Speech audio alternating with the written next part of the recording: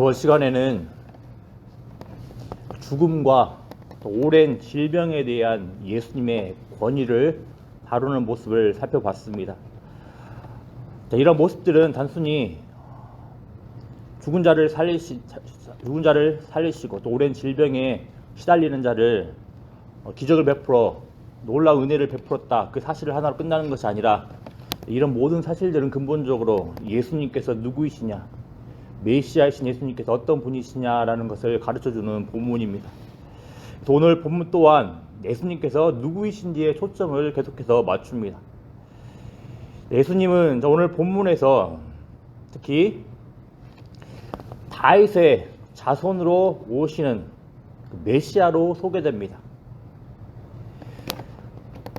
두 맹인을 치유하는 모습들, 또 귀신 들려 말 못하는 사람들 또한 구약에서 마지막 때에 다윗의 자손으로 오실 메시아에 의해 나타날 구원 사역으로 기대되기 때문입니다.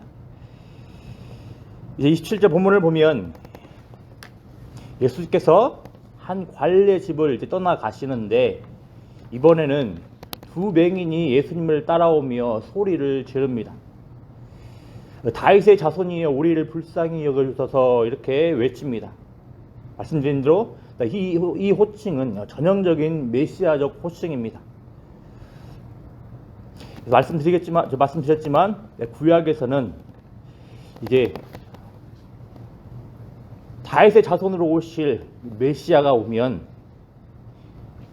이 세상에서 하나님 백성을 억누르고 또 압박하는 세력들로부터 예수님께서 이 메시아가 구원하시고 이 땅 가운데 하나님 나라를 실현하실 것을 내다보았습니다. 그래서 지금 이 두 맹인이 예수님을 향하여서 다윗의 자손이 우리를 불쌍히 여겨주소서 이렇게 외친다는 것은 이제 마지막 때 메시아가 오셨음을 이 두 맹인이 이제 확인을 하고서 외치는 표현이라 할 수 있을 겁니다. 마지막 때에 오면, 이 메시아가 오면 이 정상적이지 않았던 자들이 회복되는 이야기가 나온다고 합니다. 대표적으로 이사야 29장 18절 말씀을 보면 이렇게 예언을 합니다.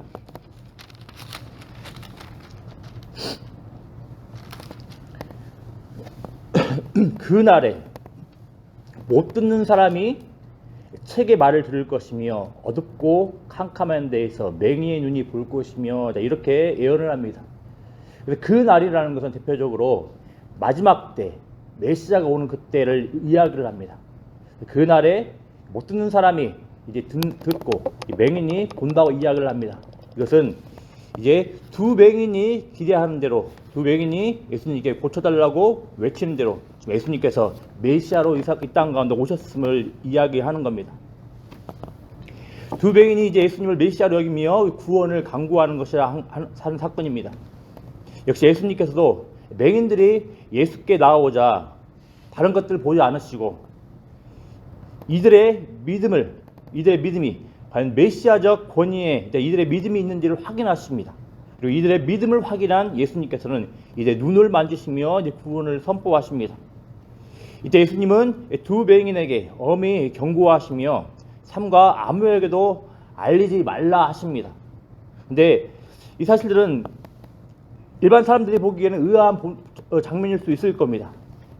이는 사람들이 메시아에 대한 기대로 열광을 하기 전에 그 지역을 벗어나서 시간을 확보하시려고 맹인들에게 당분간 사람들 만나는 것을 자제하도록 명했을 것입니다. 이처럼 예수님은 사람들이 열광하는 것에 초점을 맞추지 않습니다.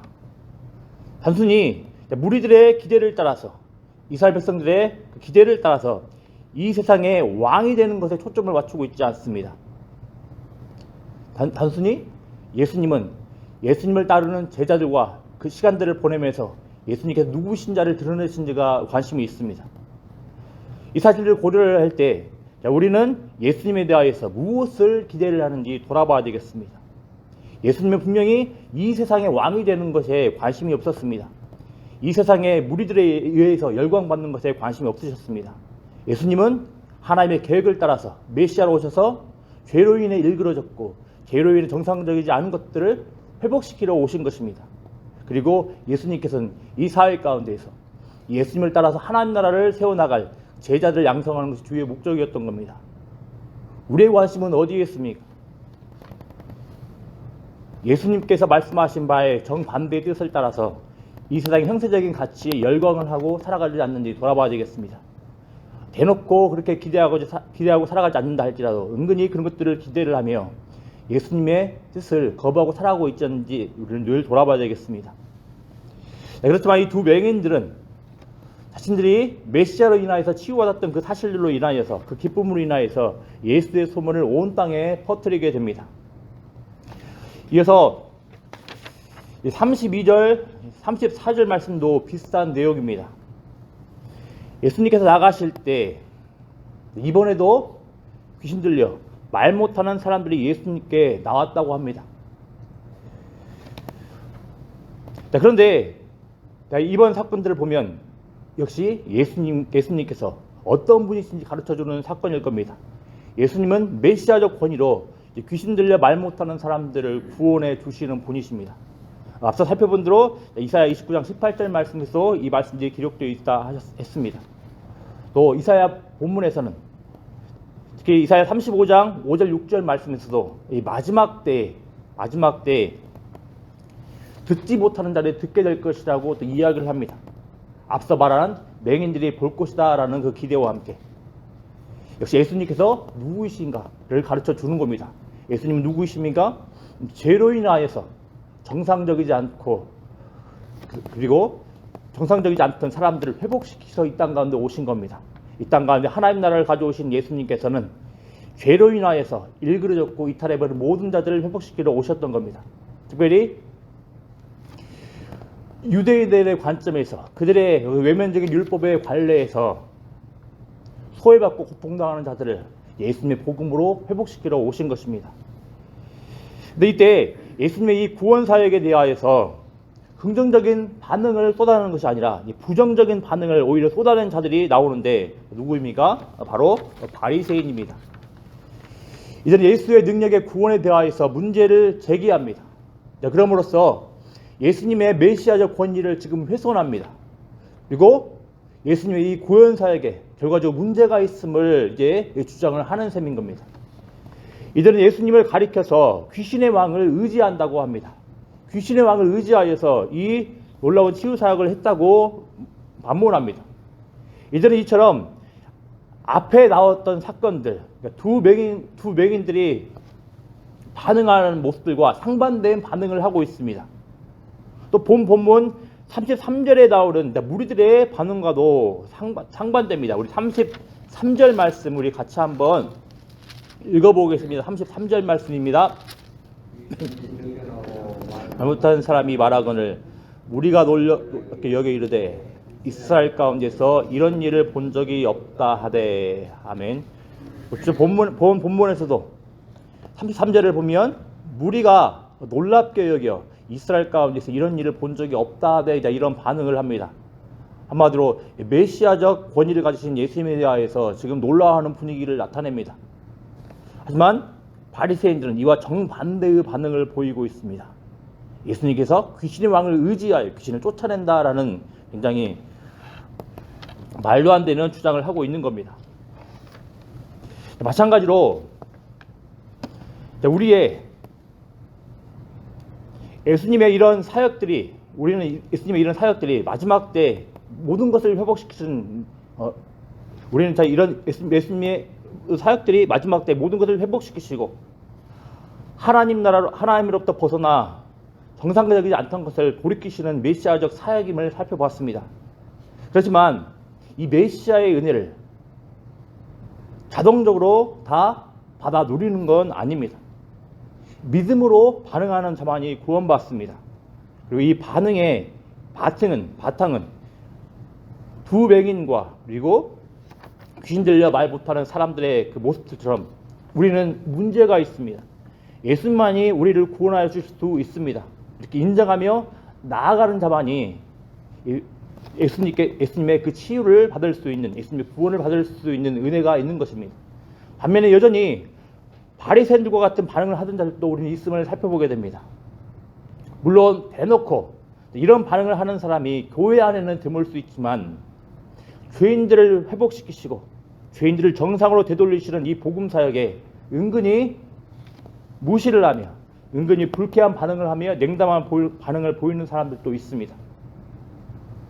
또 동시에 이 복음사역, 죄로 인해 모든 것을 망가졌고 죄로 인해서 정상적인 삶에서 이탈했던 모든 것을 회복시키시는 이 메시아의 사역 앞에서 본질적으로 세상은 거부하는 것임을 우리는 알 수가 있습니다. 그래서 이 놀라운 복음사역, 겉으로 봤을 때 굉장히 기쁘고 감사하고 상당히 모든 사람들에게 유익을 주는 것인데 희한하게도 세상은 거부하다라는 것이 성경의 가르침입니다. 이것이 자연스러운 반응이라는 겁니다. 왜냐? 이들이야말로 귀신의 왕 아래 있는 자들이기 때문입니다. 이들이야말로 세상의 왕의 통치에 있는 자들이기 때문입니다. 예수님께서 귀신의 왕을 의지하여 치료하는 것이 아니라 이들이야말로 세상의 왕, 귀신의 왕 아래에 있어서 예수님을 거부하고 예수님을 무시를 하는 겁니다. 이처럼 이런 반응은 자연스러운 겁니다. 우리 안에 이런 모습들을 보면서 우리를 돌아봐야 되겠습니다. 우리는 본성적으로 그 죄의 경향으로 인하여서 예수님의 놀라운 복음 사역에 대하여서 거부하고 미지근한 반응을 보이며 냉담한 반응을 보이는 모습들이 있습니다.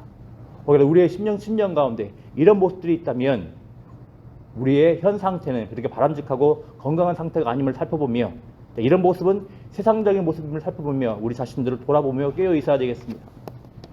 동시에 이처럼 예수님은 죄로 인하여서 정상적인 삶에서 이탈하는 자들의 삶을 구원해 주시는 메시아임을 살펴보았습니다. 그래서 맹인처럼 세상에서 소외된 자들을 그 수렁텅이에서 해방하시는 분임을 살펴보게 됩니다. 그래서 이 사실들을 안다면 우리들은 우리의 절박한 필요를 가지고서 예수님께 나아갈 수 있어야 하겠습니다. 사실 예수님은 의인들이 아니라 이렇게 죄인들을 위해 오셨다고 앞에서 살펴보았습니다. 무엇보다도 고통당하는 자들에게 긍휼을 베푸시는 분임을 살펴보았습니다. 따라서 예수님의 이 마음을 안다면 우리는 우리의 모든 육체적 영적 문제들을 그 어떤 것도 배제하지 않고 이 예수님께 나아가서 관구할 수 있어야 하겠습니다. 그분 앞에 담대히 나아가서 마음을 탄원할 수 있어야 되겠습니다. 이때 예수님께 뜻하신 그 은혜대로 우리의 놀라운 은혜를 베풀어 주실 것입니다. 기도하겠습니다. 아버지 하나님 감사합니다. 오늘 본문을 통하여서 오늘 말씀을 통하여서 예수님께서 어떤 분이신지 누구이신지를 살펴보게 되었습니다. 하나님 이 세상을 살펴보며 우리 자신들을 돌아볼 때 죄로 인하여서 정상적이지 않으며 또 죄로 인하여서 하나님께서 의도하실 그런 모습들이 나타나지 않음을 많이 보게 됩니다. 하오나 아버지 하나님 우리 예수님께 소망이 있음을 발견하게 됩니다. 모든 것들을 회복시키시고 모든 정상적이지 않은 것들을 정상으로 회복하시는 예수님께 소망을 걸고 나아갈 수 있는 복된 은혜가 있을 수 있도록 하나님 도와주시길 소망합니다. 혹이라도 우리의 저 영적인 문제뿐만 아니라 여러 가지 육적인 문제, 여러 가지 문제들이 있습니까? 우리 모든 것들을 긍휼히 여기시고 우리를 받아주시는 예수님께 나아갈 수 있도록 은혜 더하여 주시길 소망합니다. 아버지 하나님 그래 모든 문제들을 우리의 문제인 것 마냥 그저 감싸 하나 있지 않게 하시옵시고 적극적으로 우리를 구원해 주시고 우리를 긍휼히 여기시는 예수님께 나아갈 수 있는 복된 성도들 될 수 있도록 은혜 더하여 주시길 소망합니다. 더불어 아버지 하나님 이 세상의 반응을 따라서 예수님의 복음 사역에 거부하고 미지근한 반응들이 있다면 우리들의 모습들이 건강하지 못한 모습임을 살펴보게 하여 주시고 속히 예수님께 돌아가 우리 자신들을 하나님의 은혜로 다시 촉촉이 회복되는 은혜가 있을 수 있도록 하나님 도와주시옵소서. 이 아버지 하나님 비전트리 막바지에 이르고 있습니다. 하나님께서 이 모든 일정 가운데 주관하여 주시고 특별히 오고 가는 길 안전하게 지켜주시길 소망합니다. 이 모든 이 일정들을 통하여서 하나님께서 뜻하시고 의도하신 믿음의 사람, 인격의 사람, 실력의 사람으로 세움받는 복된 은혜가 있을 수 있도록 하나님 도와주시옵소서. 감사드리며 예수님의 이름으로 기도드리옵나이다. 아멘.